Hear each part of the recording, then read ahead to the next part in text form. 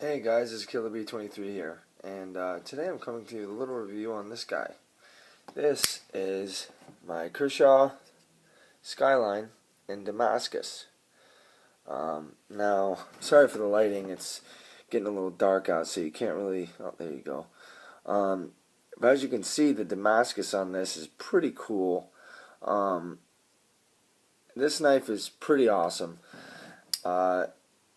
It's not an assisted knife, which I kind of like, which is also a little weird by Kershaw because they're all the, kind of budget knives are usually assisted. This isn't a budget knife though.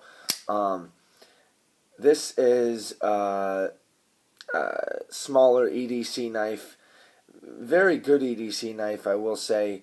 But to be honest with you, it's a little small for me. The handle, as you can see, kind of, it goes in my hand and it fits fine, but I really don't like this huge finger choil here. It's not really a finger choil. I mean, I guess you could call it that, but a finger groove, whatever you want to call it. I really don't like it because it kind of tells my hand where to go, and it feels comfortable. It does, but there's no really. I like a little booty to grab onto, if per se. I don't know. I've always been a fan of bigger knives, anyways. But this really is insanely light, guys. I mean, it feels like cheap. That's how light it is. Good flipper, decent flipper. I mean, it's not a crazy good flipper. Pretty smooth action for what it is. This knife, this particular one, I got on Blade HQ. It was like $75 or something.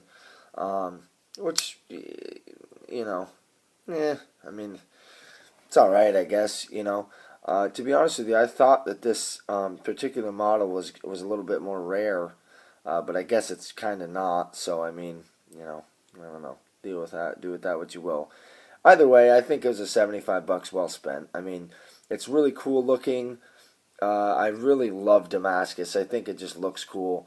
Plus, I like I do like the colored Damascus, but I really like the black and silver kind of Damascus, kind of the natural Damascus. And no two Damascus blade are the same. No two Damascus blades are the same. So, as you can see, the steel there, Damascus, 1760 DAM, stands for Damascus. And these are USA made blades, so that's pretty cool. G10 handles, flipper obviously, and a thumb stud opener, which is kind of cool too. So, in my opinion, the thumb stud definitely opens it faster. Not faster in terms of pulling it out and deploying it, but in terms of blade speed, the thumb stud is definitely faster. Good detent on it. It's a good knife. It really is. It's a good knife. The G10 handles got a pretty good grip to them. And plus, I just think this knife looks good. I really do think this is a good looking knife. It's got, which I don't really like because I like a little bit, hard use knives. Like I know I keep showing this PM2, but I just love it. It's got one steel liner on one side, and it's not even like a full steel liner. It is a liner lock. I tend to lean more towards frame locks, but liner locks are fine. Like I said, smooth action. See, but it didn't flip right there. Relatively smooth action.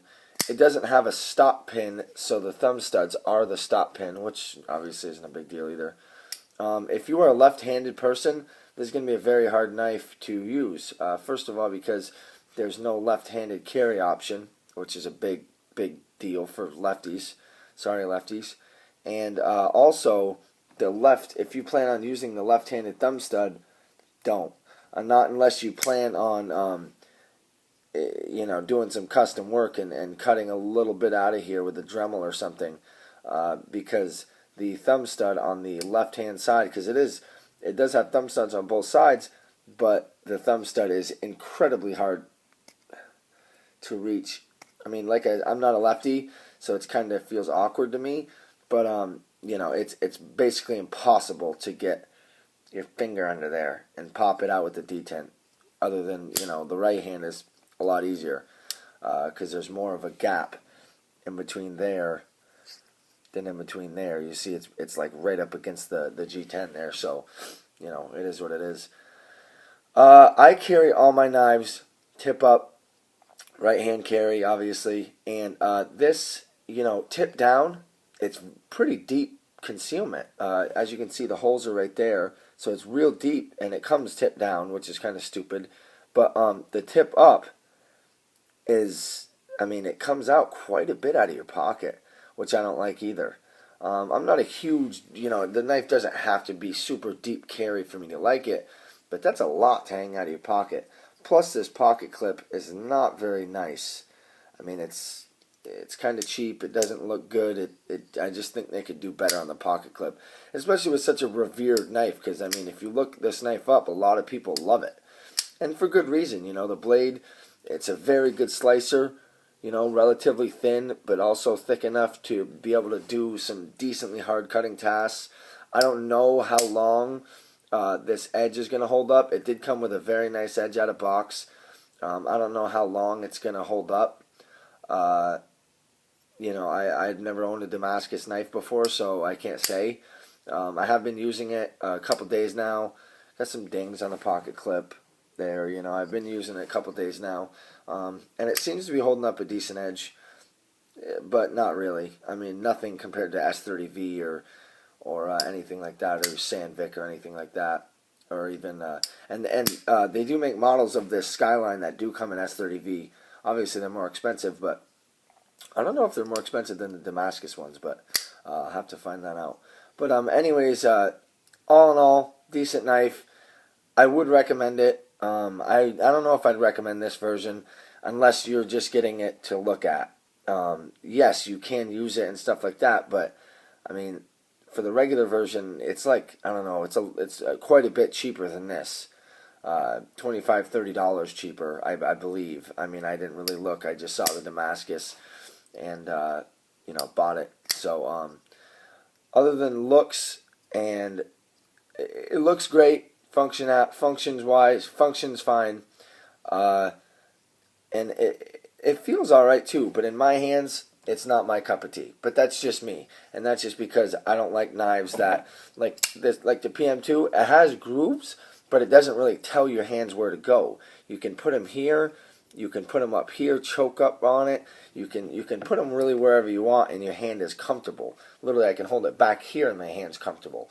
But here, first of all, there's no really, it's really skinny in the back.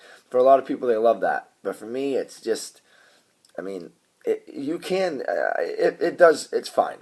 It really is fine. And I could use this every day, all day long, no problems. But with the knife selections that we have nowadays, you know, I'd rather carry something different, like this guy. Yes, it's bigger. To a lot of people, it's too big. But for me, it's not.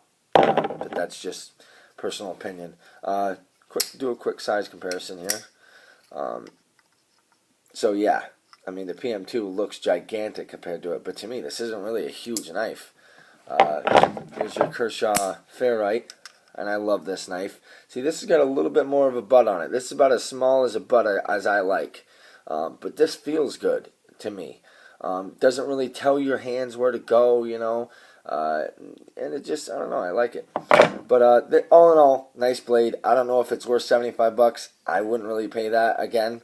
But, you know, it is what it is. And all in all, great blade. And if you really like the design of this like I do, you know, pick it up. But, you know, I don't think you'll regret it. I don't, regret it. I just feel like, you know, there are way better knives for your money at $75, like your Delica or something like that. You know, but that's just my opinion. You guys do with that what you will. You know, my opinion means absolutely nothing. So, you know, that is what it is. Thanks for watching, guys. I really appreciate it. Take it easy and have a nice day. Please, also, real quick, please like, comment, subscribe. I really appreciate you guys watching. Take it easy and have a good day.